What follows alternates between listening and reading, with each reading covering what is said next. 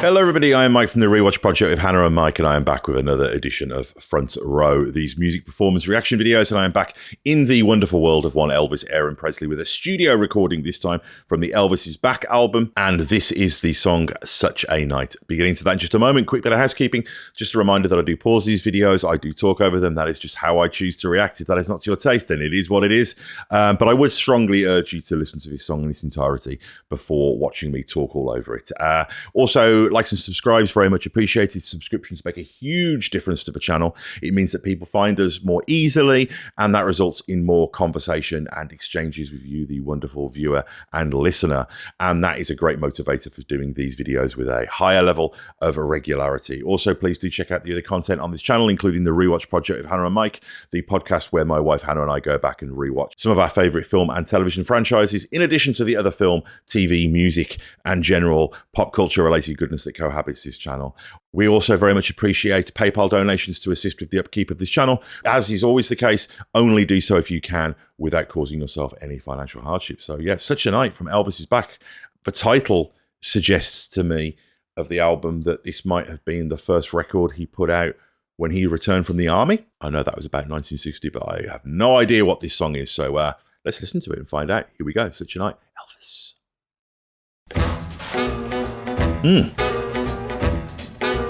Nice boppy vibe here. It was a night. Ooh, what a night it was. It really was such a night. The moon was bright.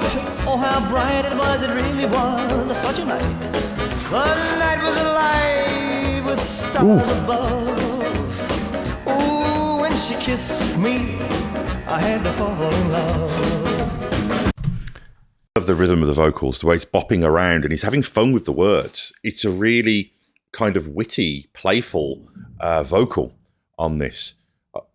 What a night it really, really was. You know, it gives you this kind of, and then the not the tempo, but the rhythm of the vocal changes to this kind of cascading, freewheeling thing. And it's just got this kind of percussive, you've got the music, which is kind of this honky-tonky kind of rock and roll rhythm and blues thing going on. But his vocals are kind of like leaning back on it a little bit and creating this really interesting, almost kind of funky feeling. And then the way he's elongating some of the words is really interesting.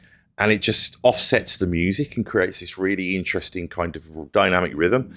Great stuff. Really amazing production on this song. I think I've heard a couple of songs off this album now, and they sound great. So yeah, let's go and check this out. Apologies for the noise in the background, by the way. It's Saturday afternoon here in New Zealand, and we got various neighbours doing housework and children running around outside. But that's life. Elvis would have loved that, all of this activity, all of this excitement, all of this joy. And in the middle of it, me watching Elvis Presley with you. So let's get back into it. Oh, it was a kiss. Ooh, what a kiss it was. It really was such a kiss. Oh, how she could kiss. Oh, what a kiss it was. It really was such a kiss. Just the thought of her lips sets me afire. These rhythms. I reminisce, and I'm filled with desire. But I gave my heart to her, sweet surrender. Well, I remember, I'll always remember. Oh, what a night. Ooh, what a night it was. It really was such a night.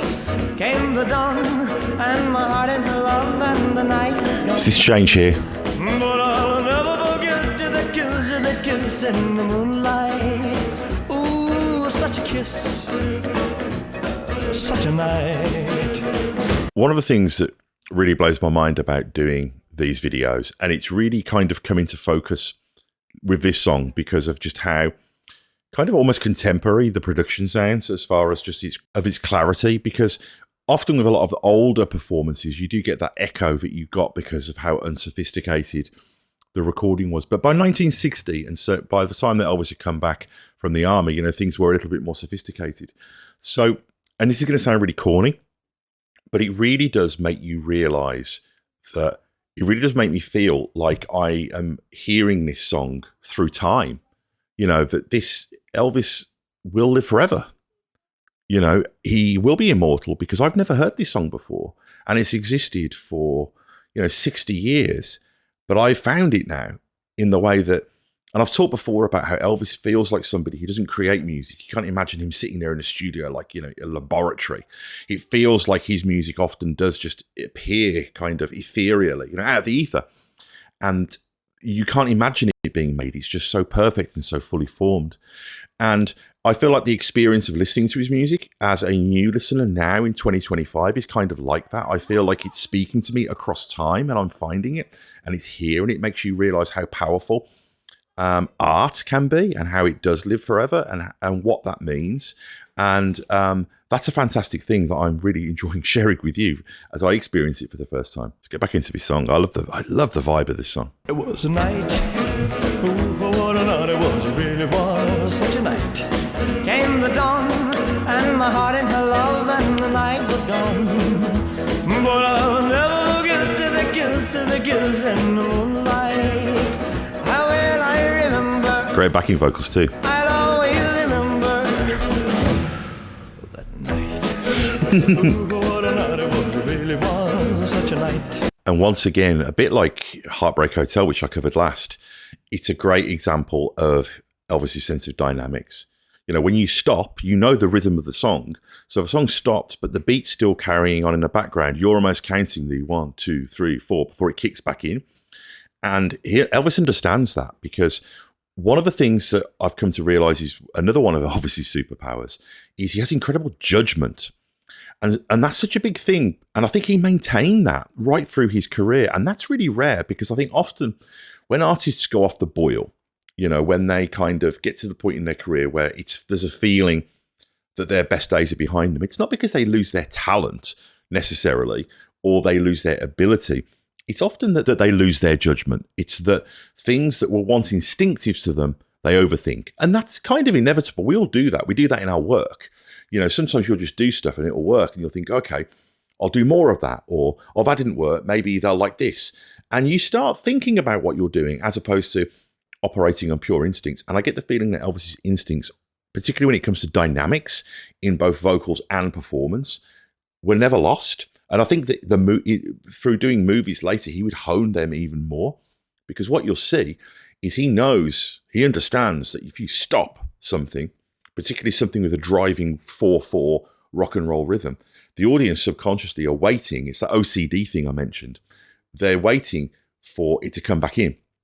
So when it does, it's inevitably satisfying. But what he's doing here is he's not only implementing that, he's playing with it by having fun and elongating words and using repetition and kind of dismantling that. It's almost postmodern. And we feel that when it goes back in, and it creates this little dopamine hit in your brain, this little rush of satisfaction, but also amusement. It's the idea that you're having something comforting happen, but it's also surprising at the same time. And that's an incredibly sophisticated thing to be pulling off, particularly in 1960, by somebody who'd been away from music for a couple of years. When we kissed, I had to fall in love, but I gave my heart to her, surrender. Great little jazzy guitar. I'll always remember, that night. Ooh, what a night it was, it really was such a night. When we kissed, I had to fall in love. While she's gone, yes, she's gone. Came the dawn, and my love was gone. But before that, oh yes, before that dawn, and before that dawn,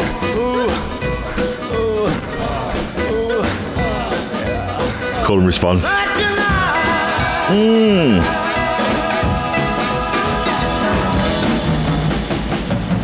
Bit of Buddy Rich style drums here. That was so entertaining and so clever. What a clever song. The lyrics, the way that you got rhyming couplets, you got the middle of words rhyming as well as the end of words at certain points, and repetition, and kind of almost she sells seashells kind of level of a real sense of joy in language. But also the rhythm changes and the melodies of the song and the vocal performance, and as I say, those use of dynamics and that kind of playful way he messes with some of the words. And an amazing production as well. That was great. I need to check out more of his Elvis's back album. This is good stuff. So yeah, tell me what to cover next. I'll be back really soon with another reaction. Quick reminder that I do appreciate feedback. Likes and subscribes and donations via PayPal, very much appreciated if you can afford to do so without causing yourself any financial hardship. Back really soon with more Elvis. This is some good stuff. See you soon.